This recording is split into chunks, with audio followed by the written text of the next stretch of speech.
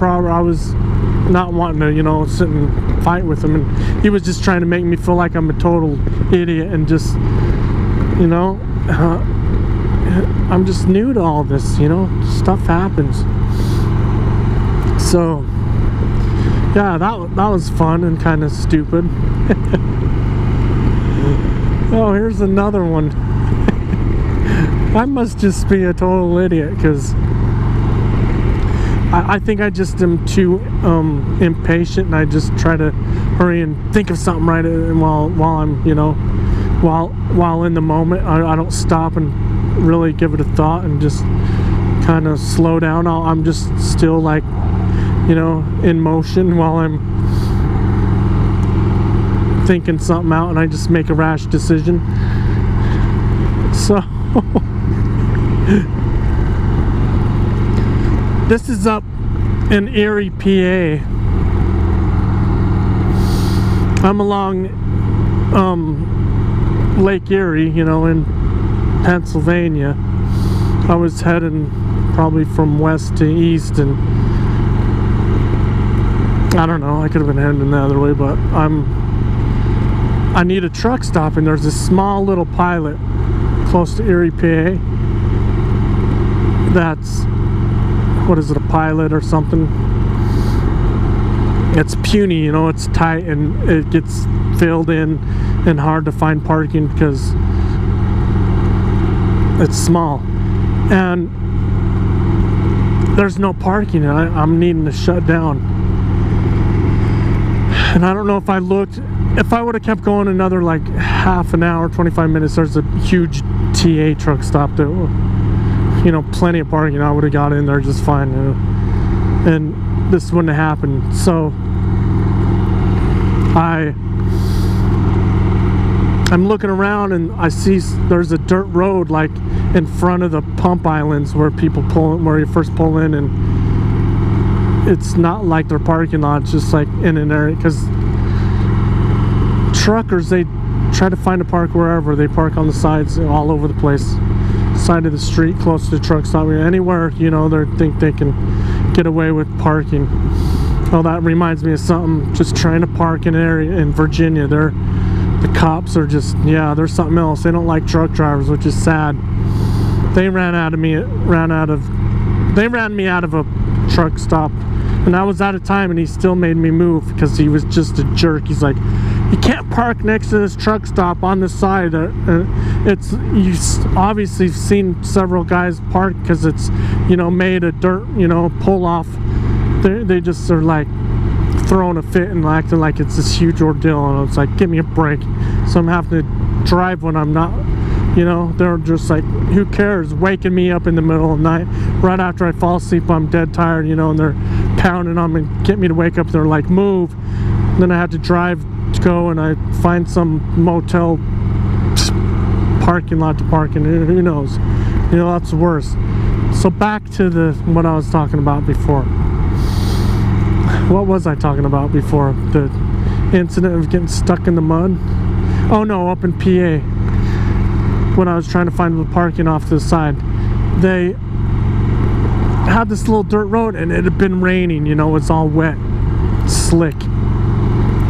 There was one guy parked back, you know, he backed into this spot, and then I looked, and I was pulling out, and I was like gonna go, you know, I'm like, should I go down the road and see if there's another truck stop, which I should have done.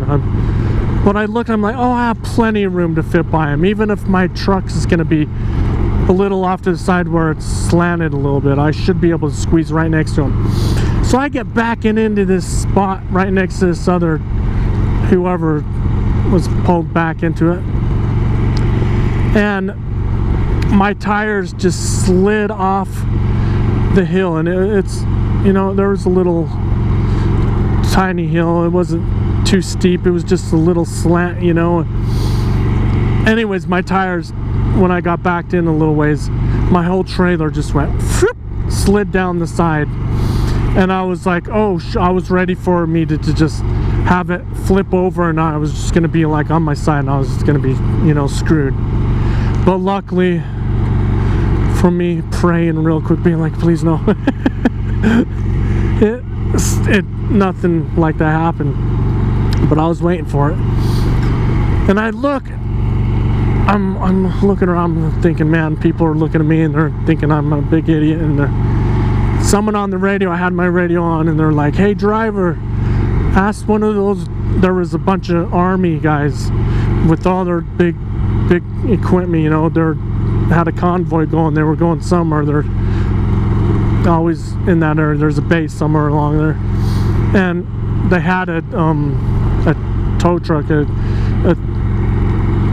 thing on their one of their trucks, you know, where they can, you know, hook you up and get you out. So I'm like, okay, I'll give it a shot. I jumped out and I talked to one of the guys, and the guy was like, oh, let me talk to my sergeant, you know. And I'm like, oh man, I don't want to call my company, because it was just like a month after when I first got stuck in the mud down before I dropped down to go towards Houston.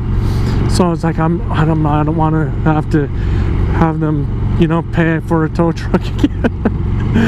I would have been like, they probably would have let me go, you know. So I was worried about that, and the guy was cool. He's like, yeah, I'll help you. So took him a good half an hour to, because they're in no big hurry. It was like, man, I felt kind of bad. I'm like, I had a bunch of cash on me, and I was trying to give all of them, you know, some money, being like, hey, thank you so much. And the sergeant, he's just like, you know what, do me a favor, just donate to the Wounded Warrior Project. And I was like, okay, what's that? It's like, it's this organization, blah blah blah. I'm like, oh yeah, for sure. And that's when I found out about Wounded Warrior Project, and I donated to them. And I was, you know, I think about that a year later, and I try to, you know, give more to our vets, you know. So that was a cool thing, and a stupid thing, and all that at the same time. But hey, I'm not perfect, so live and learn. Are you guys getting these views? I'm a little embarrassed by telling some of my stories, because they sound pretty pathetic, huh? What's a story of just dealing with just being out there, experiences while you're driving truck? You have he's collecting cans, just incredible stories, life experiences.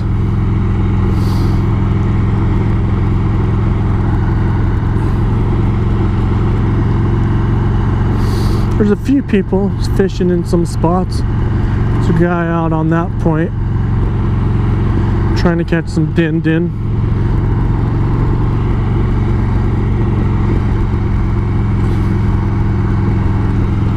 So this is behind West Mountain, the backside of Utah Lake, and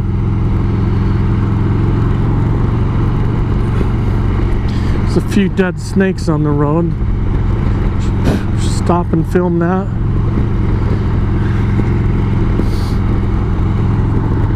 Anything that'll give you guys something to do. Anything for entertainment, right?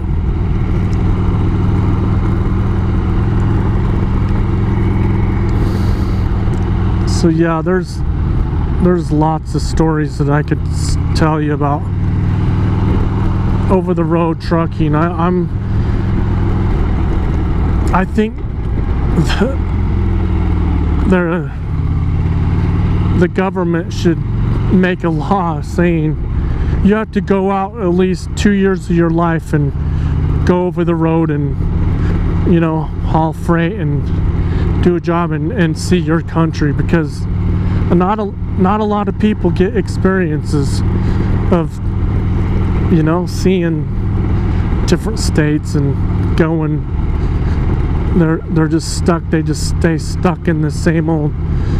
They never leave. You hear them. I've, you know, grew up and didn't travel that much. I didn't come from a wealthy family where we'd get to take long vacations and go, you know, back east or anything like that. Not even to, you know, up into Yellowstone camping or something, because there's never time, you know. It would cost too much, too many siblings, and just not everyone gets out and is able to get to see these different, this country they live in, and it's a shame.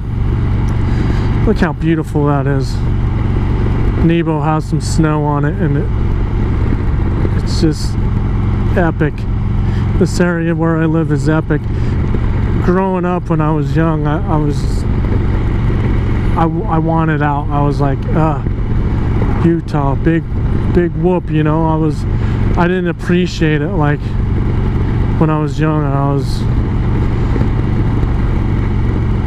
I just wanted to grow up in California. I was born in California. I wanted to be raised, you know. I always have the love for the ocean and the palm trees. I just was always like, why did you move me back? Why did you have to move to from California to Utah? And I didn't think there was that much to do, and I did a lot of things, you know. I did scouts, and I was hiking, and yeah, I went on killer backpacking trips and camping, and I just wasn't all that into fishing when I was younger, so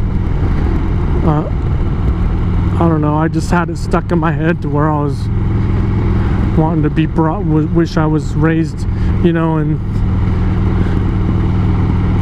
California. I was stupid, but you change, and this place,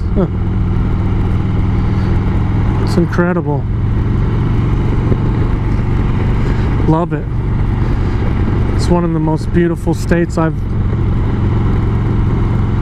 ever seen. I've only seen all the lower 48. I've never been to Alaska.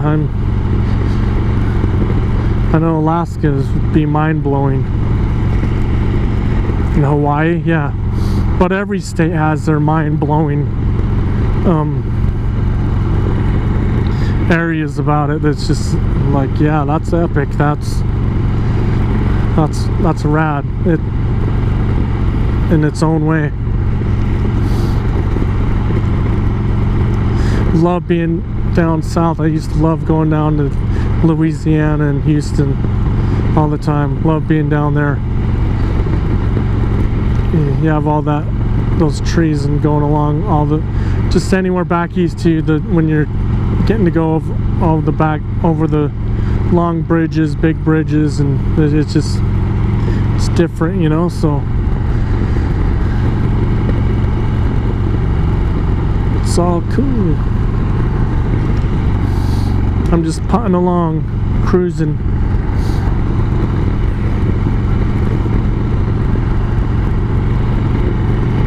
I don't know what else to tell you. There's plenty I can talk about that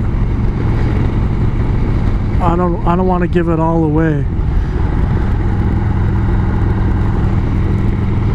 No. Have to save some.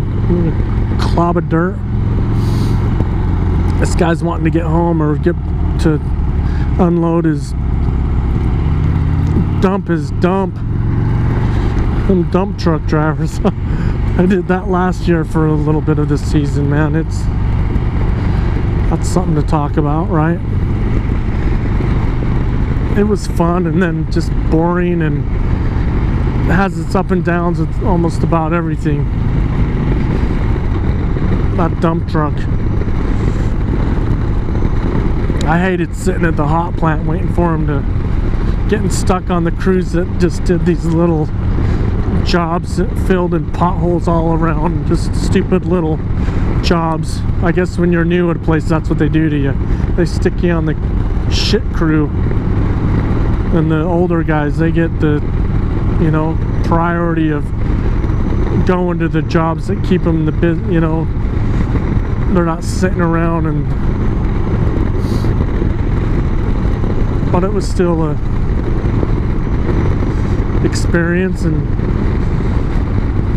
brought in a little bit of money doing it, and I enjoyed it.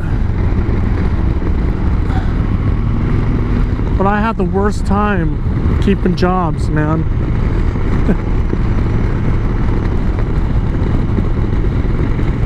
I don't know what it is whatever. But this area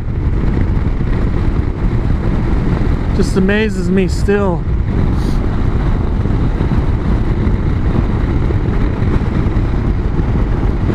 So beautiful.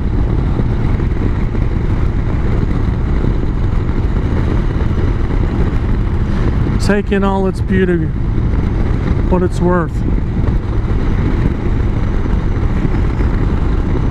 Why aren't you out there riding that motorcycle? Some little cruiser, Honda looking type cruiser that was on the side of their house. We're not gonna get very many more days like this. Last year I took it out and during the winter time when it cleared up, and it's just so cold in your hands, you know, from wearing big gloves.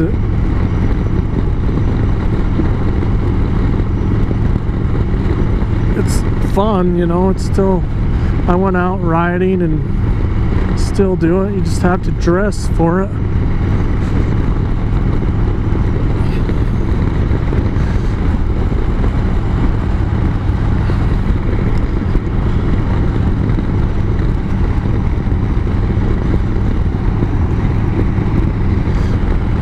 So if you look, Spanish Fork where I live is that peak all the way to the left, that tall peak,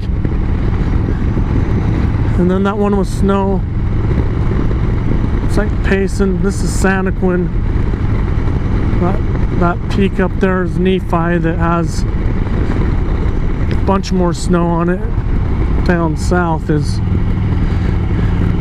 Mona, Nephi. You have to go down farther south, half an hour from here to get to Nephi.